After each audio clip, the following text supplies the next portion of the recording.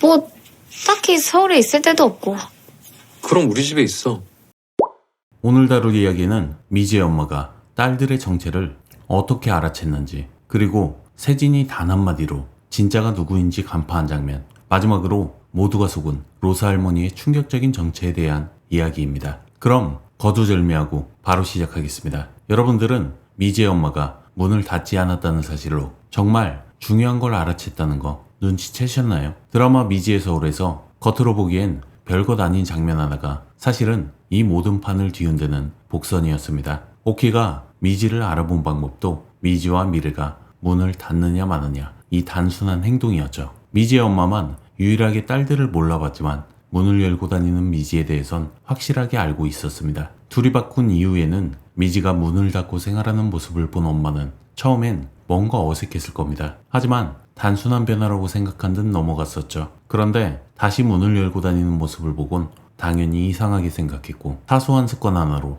둘이 바꿨다는 사실을 알아차린 것이었는데요. 그리고 집에 오자마자 자신의 방으로 들어가 버린 미지와 항상 바깥에서 자던 미래를 보고 그 둘이 바뀐 사실을 확실히 인지한 것이었죠. 둘의 얼굴은 알아보지 못해도 결국 둘의 사소한 행동들을 알아차린 모습은 엄마는 엄마구나라는 생각이 들게 만드는 장면이었는데요. 그 다음 장면에서 벌어진 모습도 마찬가지로 의문이 들게 만드는 장면처럼 보였습니다. 미지와 세진의 만남 또한 단순한 재해가 아니었습니다. 세진은 첫 마디에서 상대가 미래가 아닌 미지라는 것을 단번에 알아차리는 놀라운 통찰력을 보여주었죠. 그 날카로운 직감의 단서는 뭐부터 할까요?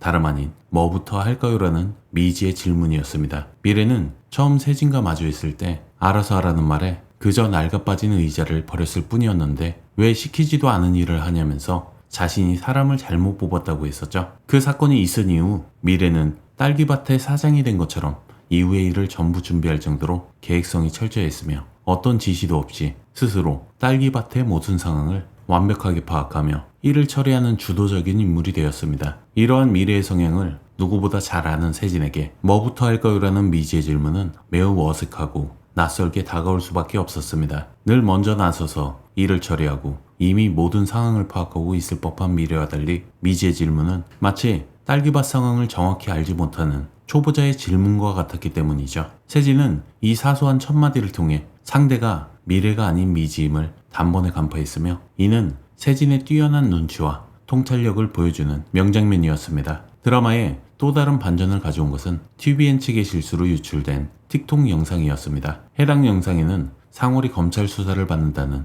충격적인 스포일러가 담겨 있었고 곧바로 삭제되었지만 이미 파장은 시작되었죠. 명의도용의 혐의로 뉴스에까지 보도되며 하루아침에 범죄자가 된 상월. 그럼에도 불구하고 로사 할머니가 이 친구의 협박에도 굴하지 않고 건물을 팔지 않겠다고 고집한 이유는 무엇이었을까요? 그를 모른다던 로사 할머니가 과거에 시를 썼다는 사실은 현상울과 서로의 이름을 바꿔 살았다는 추측을 강하게 뒷받침했습니다. 많은 시청자들이 이 부분이 로사 할머니의 약점이라고 생각했을 것인데요. 하지만 할머니가 건물을 팔지 않겠다고 굳건히 버틴 진짜 이유는 바로 할머니의 본명이 김로사였기 때문일 가능성이 높습니다. 마치 미래와 미지가 잠시 인생을 바꿔 살았던 것처럼 로사 할머니 또한 과거에 잠시 현상울과 인생을 바꿔 살았을 수 있습니다. 그러나 지금 그녀는 자신의 진짜 자리로 돌아와 본래 본인인 김로사의 삶을 살고 있는 것이죠. 결국 과거에 할머니가 썼다는 시는 사실 로사 할머니가 말한 내용들을 현상울이 직접 받아 적어 기록했을 가능성이 매우 높습니다.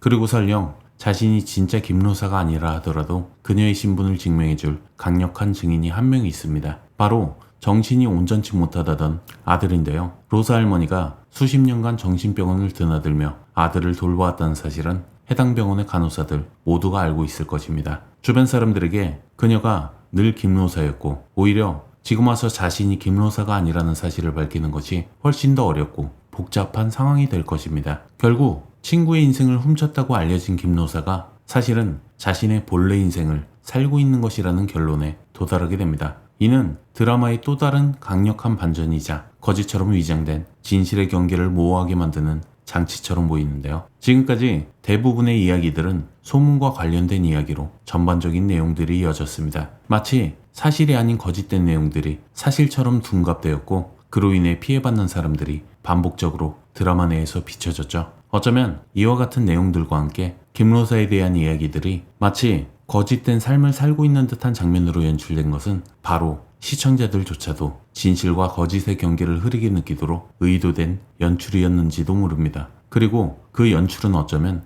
시청자들조차도 소문에 휘둘리고 있는 건 아닐까란 드라마의 거울 같은 질문이었는지도 모릅니다. 드라마 내내 반복되던 소문이라는 구조, 그것은 단순히 등장인물들을 뒤흔드는 장치가 아니라 이 드라마를 보는 우리 자신에게 던지는 함정이었을 수도 있습니다. 우리는 얼마나 많은 것을 사실이 아닌 소문만으로 판단해 왔는지 무심코 넘어간 대사와 표정 장면을 통해 미지의 서울은 끊임없이 되묻고 있었던 것은 아닐까 생각이 듭니다. 그리고 오늘 드디어 미래의 선배가 모습을 드러내었죠. 자신의 잘못이 아님에도 불구하고 자신의 탓으로만 돌리는 선배를 보고 미래는 과거의 미지를 떠올렸을 것만 같습니다. 미지가 몇 년간 방 안에 박혀 지낸 것과 같이 똑같은 모습을 하고 있는 모습에 미래는 각성하여 본격적으로 과거에 대한 사건을 뒤집으려고 마음을 먹은 모습이었습니다. 평소처럼 행동하기 위해 커피를 챙겨주었었고 오히려 그 행동은 박상영의 말 한마디로 인해 평소 같은 행동이 아닌 유부남에게 특별하게 행동하는 태도로 비춰졌었습니다. 미래는 자신의 아빠와 같은 얼굴을 하고 있던 박상영에게 더욱 눈길이 갔던 것은 사실인 듯 보였는데요. 누구라도 사망한 아빠와 같은 모습을 한 사람이 눈앞에 있다면 당연히 호감이 갔을 듯 보입니다. 하지만 태희가 건네준 USB 파일에는 그동안 태희가 준비해둔 비리와 관련된 많은 자료들로 인해 과거의 사건들의 진실도 전부 밝혀질 것임이 분명해 보이죠. 그리고 오늘 구화의 내용은 마냥 무겁기만 한 에피소드는 아니었습니다. 오히려 미지와 호수의 풋풋한 감정선이 중간중간 숨을 틔워줬죠.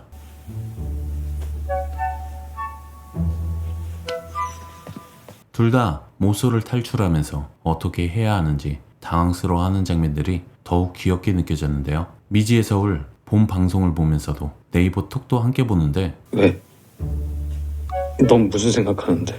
응. 음란막에 낀 사람들이 엄청 많아서 더욱 재미있게 시청했습니다. 반팔만 입으면 보기 흉할 텐데라며 걱정을 하던 호수와 아무렇지 않다던 미지는 서로가 어떤 모습이든 어떤 행동을 하든 그게 이상하고 불편해 보이지 않아 했는데요. 하지만 대문이 원래 이렇게 낡았었나 보고 있었다던 미지의 말에 페인트 칠 한 번 하면 금방 새거 된다고 분홍은 대답을 해주었었죠. 낡은 대문, 흠집난 마음. 하지만 다시 덧칠하고 다시 살아가면 되는 거라고 스스로를 설득하고 있는 것처럼 보였죠. 그리고 그런 미지를 바라보는 분홍의 눈빛도 그저 대문 하나 얘기한 것처럼 담담했지만 어쩌면 그 누구보다 미지의 내면을 먼저 알아본 시선이었는지도 모릅니다. 미래는 미지의 인생을, 미지는 미래의 상황을, 로사는 상월의 이름을, 심지어 시청자들조차 진짜 이야기보다는 누군가가 칠해둔 말들, 소문 이미지에 휩쓸려 있었던 건 아닐까요? 그리고 시간이 지나 상처가 생긴 낡은 문 위에 서로가 서로에게 페인트 칠을 해주고 새로운 마음으로 살게 해주는 상황들을